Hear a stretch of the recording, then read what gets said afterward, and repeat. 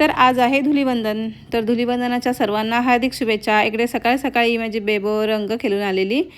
तर थोड्या वेळासाठी ती आली घरी, परत चालली ती खेळायला. आता इकडे मी बनवलेला चहा आणि हा आहे होळीतला नारळ. आता ह्याचं काय करू ते विचार करते मी. आणि इकडे बघा आमच्या इथली पोरं सगळ्यांना अडवून पैसे मागत होते. तर आज मुलांचा दिवस आहे आणि मला पण लहानपणीची आठवण झाली. आम्हीसुद्धा असंच करायचो लहानपणी. आणि इकडे आता प्रत्येकाजवळ पैसे काय नसतात, तर ते बोलत होते की ऑनलाईन पैसे आहेत. तर मी त्याला बोलत होतीस की स्कॅनर ठेवायचं जवळ.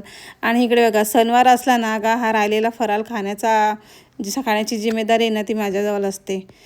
आता बघू शकता इकडे सकाळ सकाळी फर्स्ट टाईम दृष्टीनेच मला रंग लावला. तर ती आलेली रंग लावायला. तर तिने माझा रंग लावला, मी सुद्धा तिचा रंग लावला. आता आहे ना पुढे तुम्ही बघू शकता एक जाम हसण्यासारखी गोष्ट घडली. इकडे दृष्टीने रंग लावला, मला आता आलेच तर जरा रंग दे, मी यांनासुद्धा लावते रंग. तर मी गेली रंग लावायला आणि पुढे बघू शकता तुम्ही काय घडलं ते.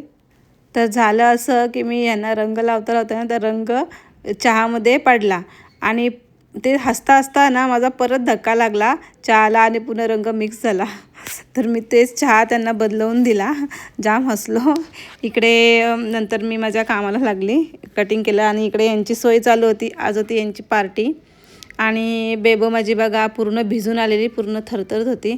तर नंतर तिची मी अंघोळ केली. नंतर आम्ही ना फोटोशूट केला, थोडासा फोटो काढले दोघे मिळून. इकडे बेबू जाम चिडलेली, मला सांगते की मला का नाही घेतली. तर कोणाकोणाची पोरं अशी करतात.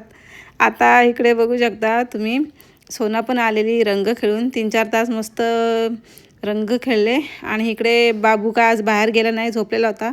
उठला हा लगेच आणि लगेच मी याची अंघोळ करून घेतली. आणि आता अंघोळ केल्यावर असं आम्हाला नवरी व्हायला लागतं. इकडे मी चिकन सुक्का बनवलेला आणि पोरांना बनवलेला फिका चिकन. फिका बनवला तरच जेवतात, तेच मी नंतर जेवून घेतलं आणि पोरांना पण जेवायला भरवलं.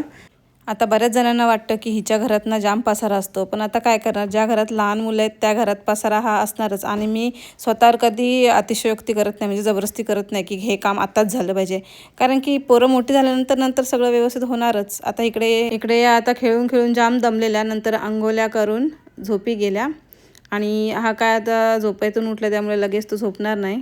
तर आता हत्ती दिसल्यावर ह्याला असं वाटतंय की गणपतीच आहे, तर तो नेहमी पाया पडत असतो. तर गणपती बाप्पा मोरया असा बोलत होता. आता असा होता आमचा आजचा धुलीवंदनाचा दिवस. तर तुम्हाला माझे ब्लॉग कसे वाटतात कमेंटमध्ये नक्की सांगा. लाईक शेअर सबस्क्राईब नक्की करा. Bye bye.